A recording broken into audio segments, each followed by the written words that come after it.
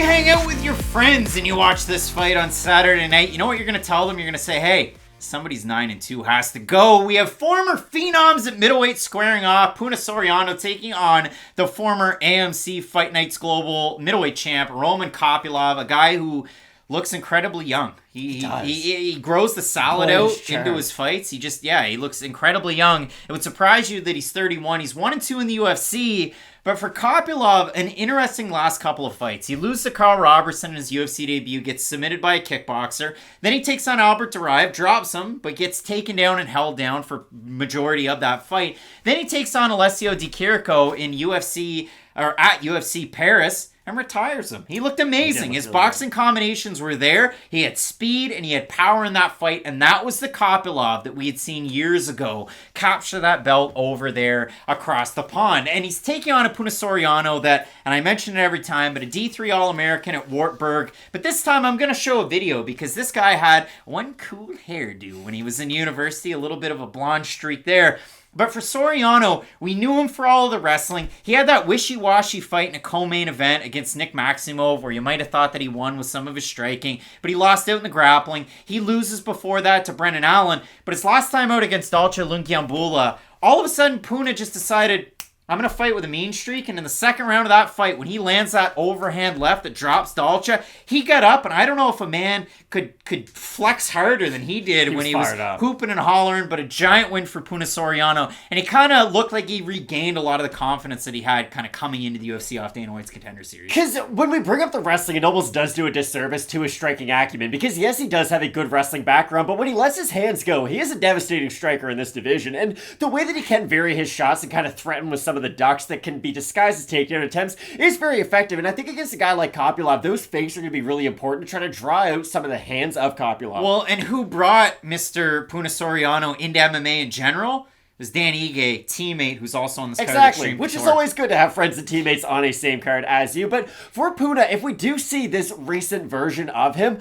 I think he's got a great chance to make some noise in this division. And Kopylov's still in a weird spot, though, because like you had said, the two losses, they're very different, but they are still very important because they are so different. Like, we've seen him get kind of wobbled by Robertson. Robertson is a good striker, and then, of course, ultimately submitted. And the fact that we've seen him get hurt and stopped and then out-wrestled is a little bit concerning, because now we know that both of those avenues are out there. Both those avenues are ones that Punahele Soriano could definitely take advantage of. I do worry, though, with Soriano, some of those shots that he throws on the feet are wide, looping strikes. And if he gets overconfident with some of those big hooks and big overhands, yes, they're great if they land. If they don't land, though, you're whipping in a lot of air, which is going to do two things: open up counter shots and make you very tired. And if that is the case, I could see Kopylov using some of his tighter boxing combinations to have success as this fight continues. I just think he's going to have to really be attentive early on in this matchup, because if he's just moving out of the way of big bombs constantly, Puna, if he just keeps on learning from each one of those misses, he may be able to land one of those shots. I mean, this is a really tricky fight because I can see a lot of people being down on Kopylov after those first two fights that he had in the UFC. It was kind of like a blood and guts fight against Duraev where